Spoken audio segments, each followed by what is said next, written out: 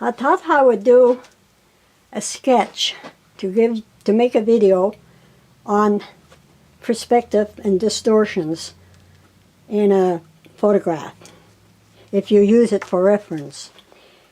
For example, I have here two apples, a part of an apple and a whole apple. And I did a heavy outline so you would be able to see it on the video. Now I have a small canvas, and you can see that, of course, that it's a sketchbook. And your page actually should be in 3 sections, and your rule of thirds should be here. And then you put your subject on the area where it would be most visible and catch the eye. The main point, the main focus of your subject. But what I want to talk about here is when you're using a photograph, you have to realize that a photograph has some distortions in it. For example, if you use a long lens, it draws what's in the far distance and small up closer to you and enlarges it. So if you paint that way, you're actually painting the distortion of the photograph. And believe me, when you paint a photograph and you don't know about these things, and you paint it in, the minute anyone with knowledge of painting and all the techniques and rules, there are rules for painting a picture to look natural, will notice right away that it's from a photograph, no matter how much you try to change it in color or whatever, because of this distortion. So you have to learn to be able to pick out the distortion if you're going to use a photograph for reference, and to paint it out of your painting. In other words, not put it in your painting as you see it, but know the rules of how to paint and the technique and what to do to make it look natural.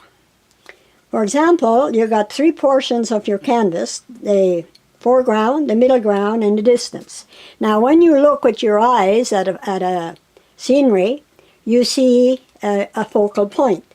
So that's where you really want to put your most interesting part of your painting, is in that focal point.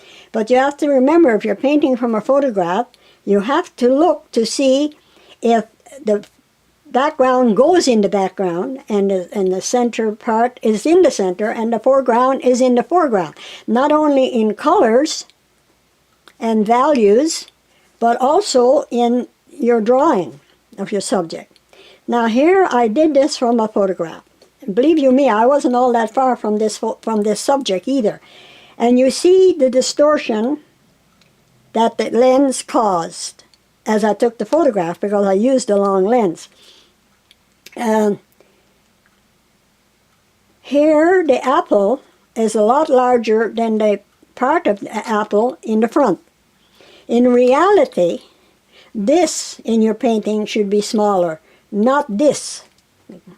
This should be bigger, because anything overlapping, and if it's bigger, it's trying to, you make a conflict with your 2 objects, and this big one is trying to overwhelm the front one and trying to come forward. And it can't, so there's a conflict, and it's not pleasant to the eye or to the viewer. And of course they know right away how the painting was done. Now, to be more realistic here, this apple should be smaller than what's in front, because when it's smaller, it gives you your perspective and distance. When it's closer, it brings up the thing that looks unnatural. Here you see I have my line not right in the middle, but a little above in the top part, the distant part. So that apple should really be smaller. This one should be bigger. And then the sight will see it as such, the eyes and the brain will say, yes, that's right, because that's smaller and that's bigger. So therefore this one would be in the front. Now also in colors you can do the same thing. You can push this back, and you can bring this forward in colors. Now, in drawing, you want it to be the right way. So to have a proper drawing, you would have this part, this size, and that part, that side, in the back, smaller, a lot smaller. This part bigger. So if you have this size in the front, then you have to downsize the one in the back to give you distance to show that it has perspective and that it's in its environment. Now you see the lines under here, which makes it darker, and which causes it to sit on the table or whatever it's sitting on. And this one too. But this gives it away deadly because it's here in the middle, almost, and it's away up in the middle of this front one. And it makes this front one even smaller. This front one is supposed to be leaning on the big one. Now in a photograph, somehow or other the brain seems to tell you that it is small.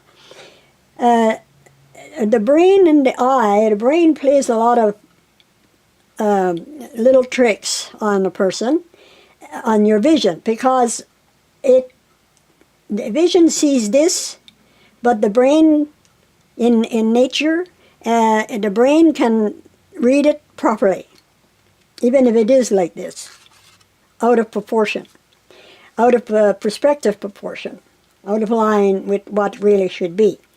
So I hope this has given you some idea of how to place your subjects, both on your canvas and when you're setting up a still life, for example. You should strive to do that too, to put the smaller in the back and the bigger in the front, if you're using objects. But if you're using, for example, you can change it around. You can make a big object in the back, but you could also draw it to suit, to make it smaller in your drawing, and the front parts ones, even if they're smaller, you could make them bigger. But they wouldn't look right either. For example, if you have an apple sitting here and a cherry sitting here, and you make your cherry this big, then your apple in the back has got to look smaller. So that's out of proportion too, because of the object. You have to try to get your objects the size they really are. And that's another lesson again. So anyway, when you're drawing from the photograph, look for the distortions. Look for the things that are not where they should be in the photograph. Like this should not be bigger than that. It should be in the front and that behind. But if I had that behind, then I wouldn't be able to do the front part of it, would I? So what I would do was I'd make this bigger and I'd make this apple smaller, even if it did look big to me, to give me perspective. And thank you for watching and studying, and I hope you enjoyed it and get something out of this little video.